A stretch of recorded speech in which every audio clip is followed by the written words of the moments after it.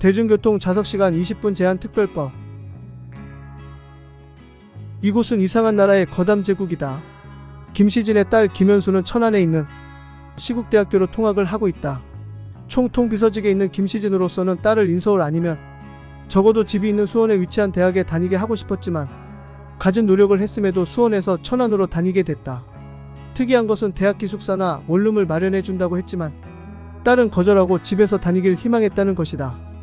김현순이 이른 시간에 수강해야만 하는 강의 시간에 맞추기 위해 수원역에서 전철에 오르면 서울에서부터 앉아오다. 내리는 사람이 많아 천안까지 문제없이 앉아 갈 수 있어 피곤할 땐 잠을 청하거나 핸드폰으로 SNS를 탐독했다. 학교 내 동아리 모임 등에 참석하고 친구들과 어울린 후 집으로 돌아가는 오후 시간대가 문제였다. 그녀가 천안역에서 55분 전동차에 오르면 좌석은 이미 전역에서 다 차서 앉을 곳이 없었다.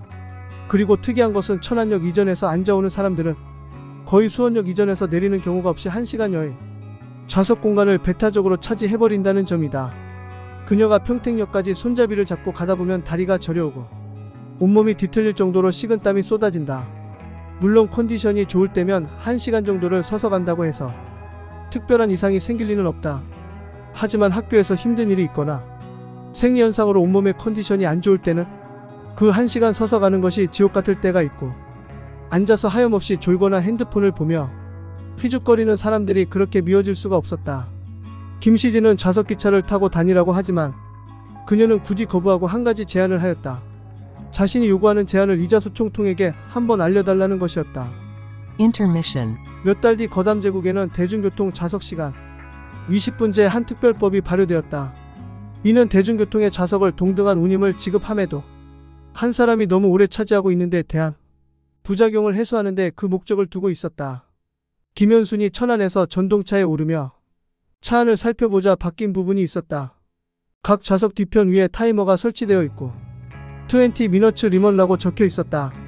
좌석에 앉아있는 사람들 뒤로 그들이 앉아갈 수 있는 남은 시간이 표시되고 있었다. 15분이 남아있는 사람은 분명 전전역 쌍용역에서 올라탄 나사렛대학교 학생일 것이고 12분이 남아있는 사람은 천안 아산역에서 앉아온 사람일 것이 분명했다. 눈치 빠른 사람들은 제한시간이 적게 남은 사람 앞에 서 있기 시작했다. 전동차가 평택역에 도착하자 김현순 앞에 앉아있던 곰팅녀의 시간이 20분 종료가 되었다. 그러자 뒤편 스피커에서 안내방송이 나오기 시작하였다. 대중교통 좌석시간 20분 제한 특별법에 의거하여 당신은 좌석시간 20분을 소진하셨습니다. 좌석에서 일어나서 다른 분에게 좌석을 양보하시기 바랍니다. 지금 일어서지 않으면 당신은 튕겨 나갈 것입니다. 그러면서 5에서 0까지의 카운트가 시작되었다. 방송은 계속되었다. 좌석 앞에 서 계신 분은 옆으로 비켜주시기 바랍니다. 카운트가 0이 되자 좌석에 버티던 곰팅녀의 좌석이 앞으로 쏟아지며 그녀는 바닥으로 내팽겨 쳐졌다. 누구나 특별법의 실체를 보자 웃기 시작했다. 멋쩍은 곰팅녀는 아픈 것도 잊은 척하며 창피함에 몸을 떨며 얼른 다른 칸으로 달아나고 말았다. 다시 정리된 좌석에는 김현순이 편하게 앉아가고 있었다. 물론 그녀도 20분이 지난 새마역에선 일어서야 할 것이었다. 하지만 그녀는 특별법에 대해 아주 만족하고 있었다.